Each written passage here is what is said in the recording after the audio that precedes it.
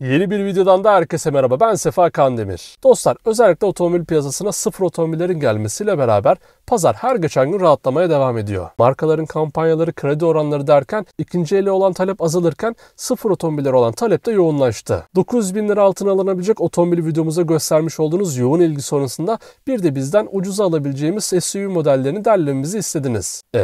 Ben de sizi kırar mıyım hiç? Bu videoda Mart-Nisan 2024 itibariyle 1,3 milyon liranın altına satın alınabilecek en ucuz SUV modellerinden 12 tanesinin hem öne çıkan özelliklerini hem de fiyat seçeneklerini hep birlikte öğreneceğiz. Tabi bunu yaparken yine kendimize has bizim tarzımızda yapacağız.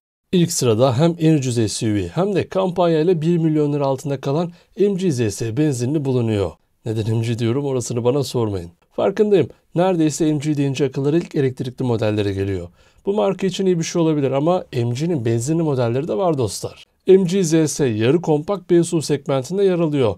Boyutlarıyla ve tasarımıyla benim çok beğendiğim bir duruşa sahip olan ZS, 4,3 metre uzunluğuyla sınıfının en büyük modellerinden. 5 yıl 150 bin kilometre garantiyle satılan ZS iç mekanda 10,1 inçlik dokunmatik ekranıyla öne çıkıyor.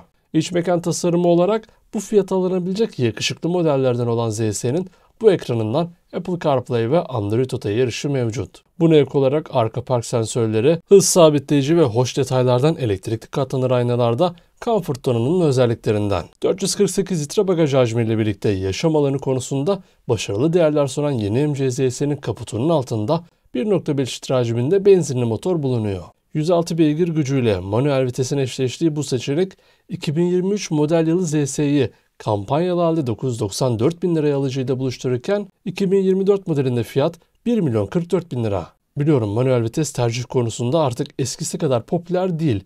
Comfort donanım ZS otomatik viteste 1 litrelik motorla gelerek 111 beygir güç üretiyor. Bu seçenek 2023 model yılında 1 milyon 184 bin liraya satılırken 2024 model yılı 1 milyon 264 bin liraya etiketlenmiş. Comfort'taki özellikleri ek olarak anahtarsız giriş ve çalıştırma, dijital gösterge ekranı, suni deri koltuklar, 6 yönlü elektrikli sürücü koltuğu, ısıtmalı ön koltuklar, 6 hoparlörlü ses sistemi, 360 derece kamera, kör nokta izleme ve şeritten ayrılma uyarısı, yağmur sensörlü silecekler ve ön sis farının olduğu, cidden bak dolu dolu diyebileceğimiz bir araba oldu bir anda. MG ZS Luxury Plus donanım tüm bu saydığım özellikleriyle 1.0 otomatik 111 beygirlik motoru birleştiriyor ve 2023 model yılı için 1 milyon 284 bin liraya etiketlenirken 2024 model yılı için 1,4 milyonluk sınıra yaklaşarak 1 milyon 364 bin liraya alıcılarını bekliyor. Gerçekten fiyat performans olarak tatmin edici bir otomobil olmuş dostlar. İkinci sırada ise yine sevenlerinin çok olduğu, özellikle de kendi etrafımda ÖTV muafiyetli olarak çokça tercih edilen Kia Stonic bulunuyor. Stonic böyle dışarıdan baktığımızda aman aman bir SUV diyebileceğimiz bir araba değil. Hali hazırda var olan bir modelin biraz yerden yükseltilip plastik gödük eklenmiş hali gibi dursa da tasarımını ben beğeniyorum. Yine B-SUV segmentinde bulunan Stonic'in tüm donanımları 1,3 milyon lira altında kalıyor. Dış tasarımda LED gündüz farları, bu yakışıklı panjuru ve oturaklı arka tasarımıyla dış mekanda her şey okey. İç mekanda ise klasik bir Kia desek yalan olmaz. 2024 yılı için kısmen demode diyebileceğimiz bir tasarım. Yani özellikle de MG'den sonra bu biraz daha göze batıyor tabii. Demode bir tasarımda bizi karşılayan iç mekanda ortada 8 inçlik bir ekran bulunuyor. CarPlay ve Android Auto'nun bulunduğu bu ekran başarılı. Onun dışında ben iç mekanda direksiyonu çok beğeniyorum. Gerçekten hissiyatı ve kullanım performansı çok iyi. Tabii hemen fark etmişsinizdir, otomatik vites candır. 352 litre bagaj hacmiyle sınıf standartlarında olan Stonic bu yakışıklı tasarımı 1 ve 1,4 litre motorla donatmış. Tahmin edebileceğiniz gibi 1.0 TGDI motor turbo beslemeli olup 100 beygir güç, 172 Nm tork üretiyor ve 2024 model yılı için 1 milyon 240 bin liradan satılıyor. Atmosferik beslenip yine 100 beygir güç üreten 1,4 DPI ise en ucuz model olup 1 milyon 160 bin liraya sizin olabilir. Kia deyince ayrılmaz ekürisi Hyundai'nin ayak sesleri yakınlardan duyulur.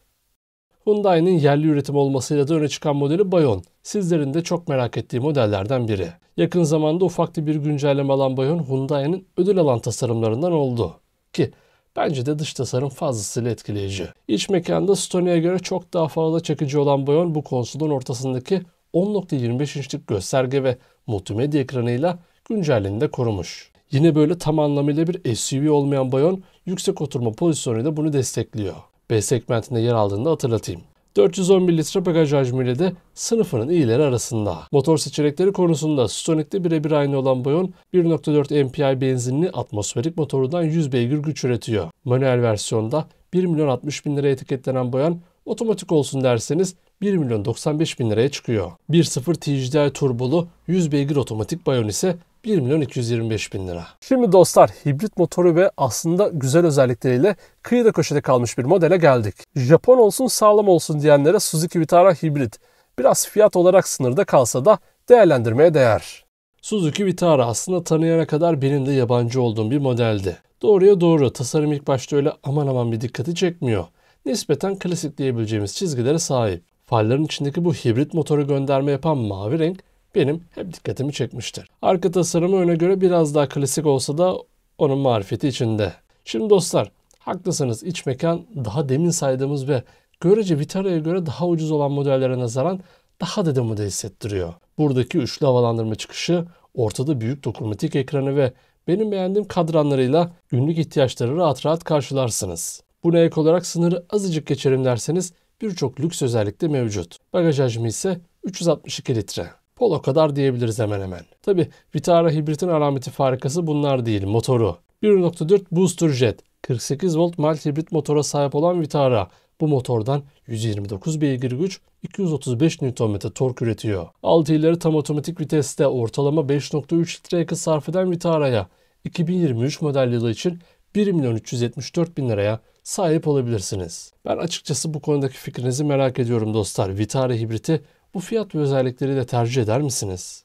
Listenin ortasına doğru gelirken nerede bu Egea dediğinizi duyar gibiyim. Egea bahara doğru yeni kampanya ve indirim haberleriyle de gündemden düşmezken Cross modeliyle listenin en ucuz modellerinden bir tanesi oldu.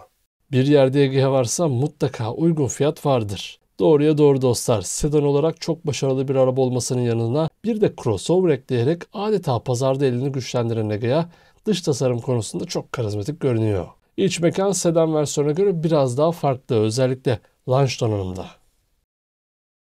Mesela geri görüş kamerası, 7 inç TFT renkli dijital gösterge ekranı, orta konsol üzerinde 10 inçlik dokunmatik multimedya ekranı ki bu ekran üzerinden kablosuz olarak Apple CarPlay ve Android Auto'ya da bağlanabiliyorsunuz. Kablolu olursa da zaten Air Wireless'la o da dert değil. Kablosuz telefon şarjı ve anahtarsız giriş ve çalıştırma sunuluyor. 440 litre bagajda emrinize amade. Şimdi özellikler efsane dostlar. Bugün birçok arabada olmayan ya da opsiyonlar listesinde yazan özellikler. Fiyatına geleceğiz ama bir de motor özelliklerine bakalım. 130 beygirlik 1.6 multijet dizel motorla gelen launch donanımda otomatik vitesin keyfini çıkartacaksınız. Tabi 1.5 motorlu 130 beygirlik hibrit de var ama onun fiyatı listenin sınırlarında geziyor. Şu an kampanyalı şekilde 1.398.900 lira. 1.6 multijet dizel Egea Cross ise kampanyalı şekilde 1.276.900 liraya sizin olabilir.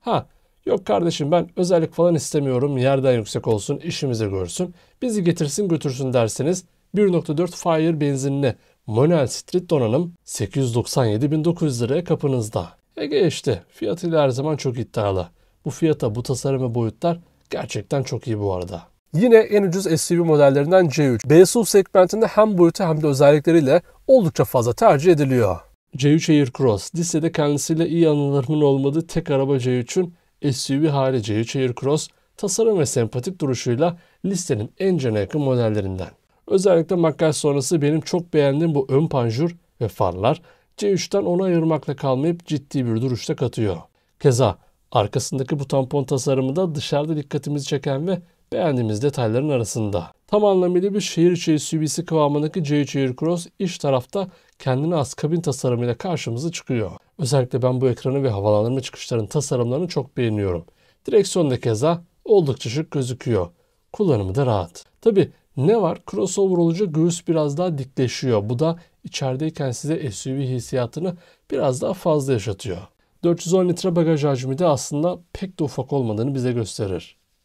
Listemize Feelbolt donanımla giren C3 Aircross 3 silindirli 1.2 PureTech benzinli motorundan 130 beygir güç, 230 Nm tork üretiyor. 6 ileri tam otomatik şanzımanla eşleşen bu motor 100 kilometrede 6.3 litre yakıt tüketimine sahip. Donanımsal tarafta arka park sensörü, otomatik yanan farlar, otomatik klima, bakın bu güzel bir özellik. 7 inçlik dokunmatik multimedya ekranı ki bu ekranda en üst donanımda 9 inç olarak geliyor. Tüm bu tasarım, özellik ve motor seçeneğiyle Citroen C3 Aircross 1.223.000 liraya etiketlenmiş durumda. Listenin neredeyse sınır modellerinden diyebiliriz. C3 ile aynı platformda üretilip aslında aynı otomobile diyebileceğimiz Crossland, C3'e göre biraz daha uygun fiyatıyla şansını arttırabilir. Crossland, PSA grubu içerisindeki modellerden biri olmasıyla aynısının laciverti diyebileceğimiz bir SUV. Doğrusunu söylemek gerekirse C3 Aircross mu yoksa Crossland mi diye bana sorsanız ben net Crossland derim. Biraz daha ağırbaşlı ve oturaklı duran tasarımıyla klasik severlerin daha çok beğeneceği Crossland'de Opel markasının imzası olan vizörde bulunuyor. Profilde bu 205-60-16 inçlik şık jantlar karizmaya karizma katarken en beğendiğim kısım net arka tasarım oldu. Özellikle bu stoplar benim aşırı hoşuma gitti dostlar. Tampon ve bagaj kapağıyla birleşince de ortaya karizmanın öz evladı bir tasarım çıkıyor. Klasik seviyoruz dedik. Ağır başlı oturaklı dedik ama iç mekanda bu dediklerimizin yansımasını görünce biraz duraksadım doğrusu. Kabin tasarımı uzun süredir değişmedi dostlar. Opel'in önceki tasarım diline ait bir konsol ve iç dizayna gelen Crossland 7 inç dokunmatik multimedya ekranında Apple CarPlay ve Android Auto'da sunuyor. Buna ek çift bölgeli otomatik klimada konfor özellikleri arasında bulunuyor. Türkiye'de şu an tek bir donanım seviyesinde bulunan Crossland'de akıllı hız uyarlamayla hız sabitleyici, yokuş kalkış desteği, şerit ihlal uyarı sistemi ve yağmur, far sensörü standart olarak sunuluyor. Motor tarafında ise 1.2 turbo beslemeli 3 silindirli motorla gelen Crossland 6 ileri manuel viteste 110 beygir güç, 205 Nm tork üretirken 6 ileri otomatik viteste 130 beygir güç, 230 Nm tork üretiyor. Ortalama yakıt tüketimlerinin 6-6,5 litre dolaylarında olduğu bu motorla yeni Crossland'e sahip olmak isterseniz ödemeniz gereken meblağ manuel şanzımanda 1.156.900 lira olurken otomatik viteste 1.298.900 lira. Otomatik viteste neredeyse sınıra yaklaştık dostlar.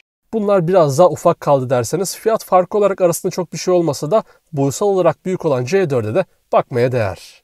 C4 tasarım olarak kesinlikle çok başka bir seviyede. Özellikle arka tasarımıyla Citroen'in o bugüne kadar asla bozulmayan o aykırı tasarımı burada da şık biçimde konuşturulmuş. Benim C4'te en sevdiğim şey profilden bakıldığında görülen sanki coupe SUV gibi duran bu tasarım oldu. Hem spor hem de hızlı görünen bu detayı jantlarda 215-65-16 inçlik modeller tamamlıyor. İçeride ise oldukça geniş bir yaşam alanı bizi karşıladı. Kabin Citroen modeller içerisinde en beğendiğim tasarım arasına girer. Burada iki kolu direksiyon simidi, 5 inçlik dijital gösterge ekranı, orta konsol üzerinde 10 inçlik dokunmatik multimedya ekranıyla iç mekan dolu dolu görünüyor. Ama ne var ki kablosuz CarPlay ve Android Auto bağlantısı mevcut değil. Bagaj hacminde ise ilginçtir. C3 Aircross'tan daha ufak olarak 380 litre bagaj sunulmuş. Bunun nedeni dışarıdan çok beğendiğimiz o eğimli bagaj tasarımından ileri geliyor. Güvenlik tarafında ise hız sabitleyici, sürücü yorgunluk uyarı sistemi, yokuş kalkış desteği, arka park ve geri görüş kamerasıyla elektronik el freni bulunuyor. C4 listeye en üst sınırdan hatta sınırı geçerek giriyor. O yüzden bonus model diyebiliriz. Bonus C4'ümüzün kaputunun altında kendisini PSA grubundan tanıdığımız 1.2 litre PureTech benzinli 3 silindirli motor bulunuyor. 6 ileri manuel versiyonda 100 beygir güç, 205 Nm tork üreten C4, 8 ileri otomatik viteste 130 beygir güç, 230 Nm tork üretiyor. Ortalama yakıt tüketimi ise 6 litre dolaylarında. Yani hiç fena değil. Tabi fiyatın listenin üstünde oluşu tercih etkileyebilir. Yeni Citroen C4 giriş seviyesi Feelbolt donanımda 1.381.000 liraya alıcılarını bekliyor. Bu fiyat 8 ileri otomatik vitesin fiyatı dostlar. Ucuz ve kaliteli otomobil denildiğinde artık akıllara ilk gelen markalardan Chery listemize Tiggo 7 Pro modeliyle adeta BSU fiyatına listeyi dağıtacak gibi. Listenin Egea'dan sonra şüphesiz en özel modellerini Chery oluşturuyor. Çünkü daha Türkiye'ye gelmeden dahi kendinden söz ettiren, kendini beklettiren ki bir Tiggo 4 Pro'muz var şu anda dört gözle beklenen. O da geldiğinde buralar hepten yeşillenecek. İşte kendini beklettiren Chery Tiggo 7 Pro ile büyük ve dolu dolu SUV deneyimini listede saydığımız ve giriş seviyesi C ve B SUV fiyatına veriyor. Dışarıda devasa panjuru ve led farlarına diyecek söz yok. Profilde aynı heybeti ve büyüklüğü devam ettiren Tiggo 7 Pro arka tasarımda boydan boya uzanan stoplarıyla frenini yapıyor. Ben daha etrafımda Tiggo 7 Pro'nun tasarımını beğenmeyen kimseye rastlamadım dostlar. Tamponda gerçek egzoz çıkışları da hoştur. İçeride ise premium SUV hissiyatı her yanı sarıyor. Yakışıklı direksiyonu, orta konsol detayları ve direksiyonun arkasındaki 7 inçlik gösterge paneli burayı doldurmuş. Konsolun merkezinde ise 10 inç büyüklüğünde dokunmatik multimedya ekranı bulunuyor. Kablosuz CarPlay ve Android Auto da standart olarak mevcut. Tabi ne var? Anahtarsız giriş ve çalıştırma, arka park sensörü, geri görüş kamerası, çok sevdiğimiz açılır panoramik cam tavan, elektrikli sürücü ve yolcu koltuğu, dijital klima, konfor ekipmanları arasında bulunuyor. Şimdiden donanımlarla listemizde oldu ki bunlar giriş seviyesi özellikleri. Güvenlik konusunda da yokuş kalkış desteği ve asistanı, yokuş iniş kontrolü, aktif olarak kendisini olması gereken gerginliğe getiren ön ve arka emniyet kemeri, ön, yan perde hava yastıkları, hız limitleyici ve ayarladığımız hızda kalan hız sabitleyici, Comfort donanımda standart olarak sunuluyor. Motor tarafında ise turbo beslemeli 1.6 litre hacminde 4 silindirli benzinli motor mevcut. Bu motordan 183 beygir güç, 275 Nm tork üreten Tiggo 7 Pro, 7 ileri DC otomatik vitesle eşleştirilmiş. Ortalama yakıt tüketimi ise Chery modellerinde büyük bir tartışma konusu dostlar. Ben bu tartışma konusuna net bir cevap almak için en güncel Tiggo 7 Pro ve Tiggo 8 Pro inceleme videolarımızda Chery sahiplerinin gerçek yakıt tüketimlerini yazmalarını istedim. Gelen yorumlar bu konuda kafanızda daha net bir düşünce oluşmasını sağlayacak. Buna karşın fabrika verisi olarak 1.6 TDI motor için ortalama 7.5 litre yakıt sarfiyatı verilmiş. Yeni Tiggo 7 Pro tüm bu özellikleri ve tasarımıyla giriş seviyesi Comfort donanımda 1.298.000 liraya alıcılarını bekliyor. Gerçekten etkileyici. Yani baktığınız zaman bugün birçok SUV modeline göre üstün özelliklerine nazaran bu fiyat rekabetin fazlasıyla üstünde. Siz ne dersiniz? Tiggo 7 Pro'ya göre biraz daha spor olan Omoda 5. Çok ufak bir fiyat farkıyla daha ucuza satın alınabilir. Tiggo 7 Pro'ya göre boyutsal olarak biraz daha alçak olan Omoda 5, Chery'nin spor taraftaki güçlü oyuncusu olmaya devam ediyor. Ön tarafı boydan boya kaplayan panjuru, LED gündüz farları ve tamponun köşelerindeki farlarıyla ön tasarım göze hoş geliyor. Profilde o bahsettiğim spor havayı biraz daha yoğun şekilde alıyoruz. Arka tasarımsa LED farların başarılı sunumuyla taşlanmış. İç mekanda kendi segmenti içerisindeki en iddialı kabin tasarımlarından birine sahip. Ben bu direksiyonu çok beğeniyorum mesela dostlar. Hem spor hem de elegans bir duruşu var. Bu tek parça halindeki ekranların her biri 10.25 inç büyüklüğünde. Kablosuz CarPlay ve Android Auto'da standart olarak sunuluyor. Ayrıca kablosuz şarj özelliği de mevcut. 64 renk ambiyans aydınlatma, anahtarsız giriş ve çalıştırma, ön arka park sensörü, dijital klima ve bu etkileyici kabin tasarımı Omoda 5'in öne çıkan özelliklerinden. Güvenlik tarafında donanıma bakmadan en iyi özellikleri standart olarak sunan Chery, yokuş kalkış asistanı, yokuş kalkış desteği, ön yan perde hava yastıkları, hız limitleyici ve hız sabitleyici ve benim favori özelliklerimden aktif gergili ön ve arka emniyet kemerleri giriş seviyesinde sunuluyor. Motor Tiggo 7 Pro'daki motorla aynı dostlar. 1.6 DCI turbo beslemeli 4 silindir, 183 beygir güç, 275 Nm tork üreten motorun ortalama yakıt tüketimi 7.5 litre olarak belirtilmiş yine. Bu yakışıklı makineye sahip olmanın bedeli tüm bu donanımla birlikte sadece Tiggo 7 Pro'dan 10.000 lira daha ucuz olacak şekilde 1.283.000 liraya sahip olabilirsiniz. Ne dersiniz? 10.000 lira farkla iki model arasından sizin tercihiniz hangisinden yana olurdu? Artık yenilenen yüzüne kavuşmamıza birkaç ay kala Duster. Fiyat performans olabilecek özellikleriyle bu listede ne kadar başarılı olabilir? Yorumlarınızı aşağıya bekliyorum. Duster şüphesiz son dönemin en çok konuşulan SUV modellerinden biri oldu. Dacia markası altında satılan son Duster, yenilenen tasarımını merakla beklerken halen daha fiyat performans modelleri arasındaki yerini koruyor. Yeni tasarımı sonrasında artık Renault Duster olarak satılacak Duster için de son 2 ay diyeyim dostlar. Derseniz ki ben o kadar süreyi bekleyemem. Fiyat da belli değil. Ben Dacia'dan devam edeyim diyenlere Duster Y şekilli far ve bu güzel panjuru, yerden yüksek kapısı, Y şekilli stoplarıyla bildiğimiz Duster işte. Tabi ne var? Şu an listemize giren en boş versiyonunda jantlar şantiye paket olarak geliyor.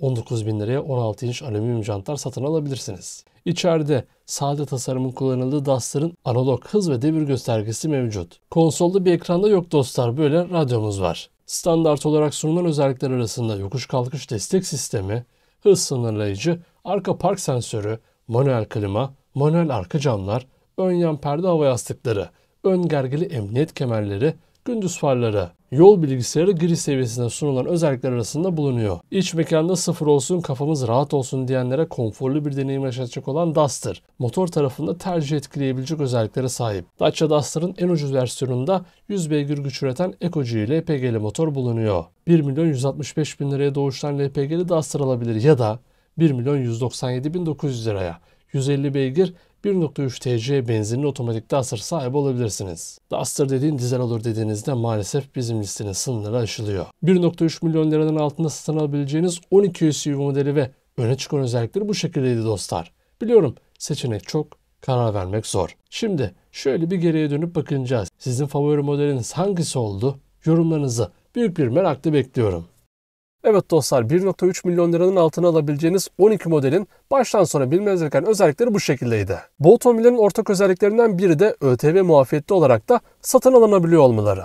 Bu listede sizin favorileriniz neler? Ya da bu arabada bu listede kesinlikle olmalıydı dediğiniz modeller neler? Onları da aşağıda yorumlar kısmında bekliyorum. Böylece bizi izleyen, yorumları okuyan dostlarımızın da belki aklına daha farklı fikirler ceyran edebilir. Ayrıca başka hangi fiyat aralıklarında otomobilleri inceleyelim? Bu fikirlerinizi de yine yorumlar kısmında bekliyorum. Benim size anlatacaklarım bu kadardı. Bu keyifli video için de sizlere bir kez daha teşekkür ediyorum. Ayrıca sonraki videolardan anında haberdar olabilmek için kanalımıza abone olmayı, videoyu beğenmeyi ve sevdiklerinize paylaşmayı unutmayın. Bir sonraki videoda görüşmek üzere. Kendinize iyi bakın. Sağlıcakla kalın.